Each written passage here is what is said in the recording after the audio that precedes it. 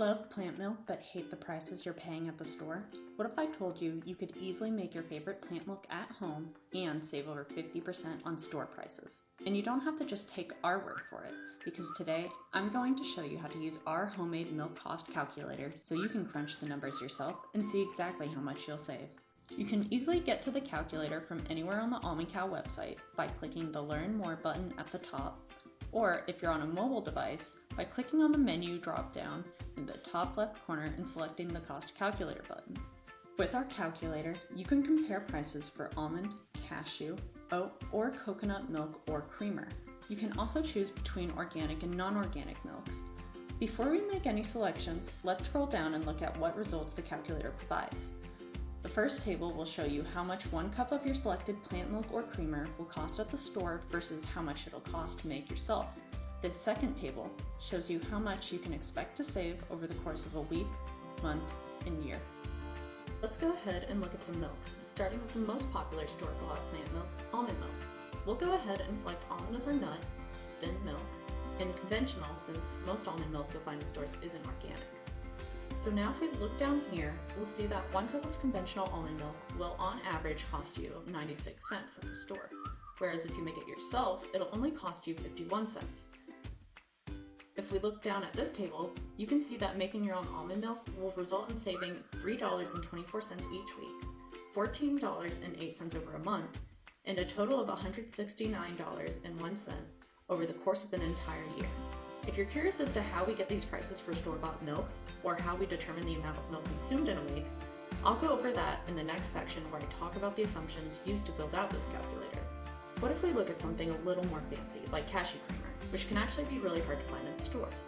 1 cup of store-bought cashew creamer is going to run you $2.83, while if you make it yourself, you can drop that cost down to $1.65.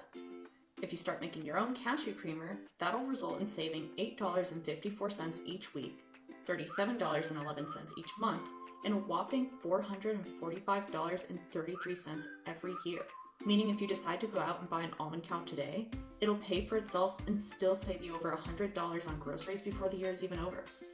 Now let's dig into how we came up with these prices and the assumptions that our calculator is built on. The prices displayed for store-bought milks are averages compiled from a list of prices of various plant milk brands widely available in US-based grocery stores. And we check these prices monthly to make sure we're keeping up with any major price shifts, meaning the numbers you see in this video are liable to change over time.